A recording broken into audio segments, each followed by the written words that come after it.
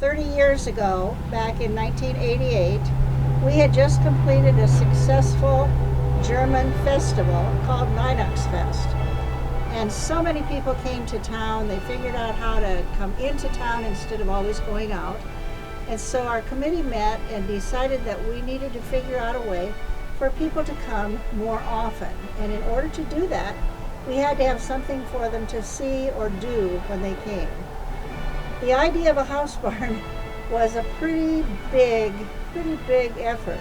But we looked south to Elkhorn, and Elkhorn had brought over a windmill from Denmark and managed to raise the money and get it relocated. So, not to be outdone, we decided we'd give that a try too. We were really fortunate to have a member of the Iowa Department of Economic Development Board living in our community and working on our committee. She was able to contact the international liaison in Frankfurt, Germany, and talk to him about getting a house barn for our little community. And he was in a state of shock, but he said he'd certainly give it a try. And he knew a curator of a museum in northern Germany called the Freilich Museum that collected house barns from all over Germany and rehabilitated them and set them up for tourists to visit.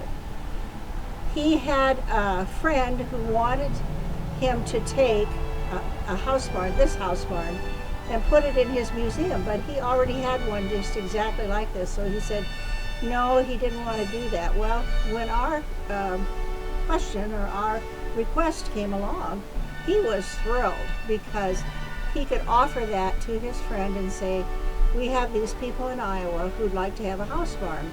Would you want to help them? And Klaus Hockman was the name of the owner of this house barn. And he immediately said, yes, I would be glad to donate it to them. They can have it because during the war, the people in Iowa sent care packages to my family, and my family survived because of those care packages. So that started the whole process. The curator of the museum near Kiel had a connection with the students at Kiel, University of Kiel, and they came down to the house barn, they measured it, they drew pictures of it, they took all sorts of measurements so that we'd know how to put it back together again. And we do still have those drawings, those diagrams. And once they had that done, the state of Schleswig-Holstein has a program, and I guess all of Germany does, whereby if you draw any kind of welfare, you actually have to work, which is kind of an unusual idea, I guess, for Iowa. But anyway, so there were 8 men who were collecting money from the state. So they were sent down to dismantle this house barn, took it apart piece by piece, and put it in 2 containers. And those 2 containers were then sent to Bremerhaven, which is a port on the coast of Schleswig-Holstein. The house barn was then shipped from Bremerhaven to a port in Canada, and from Canada down to Davenport. Went by ship to Canada, by rail to Davenport, and by truck out here to us. It was quite exciting. The truckers who brought it, both of them, I went down to meet them out here on the corner, and both of them said, they tell us we have a house in here, is that true? And I said, yes, you do, drive carefully. So anyway, they brought it out and we stored the pieces until 1999. And in 1999, we decided that we needed to either do it or not do it.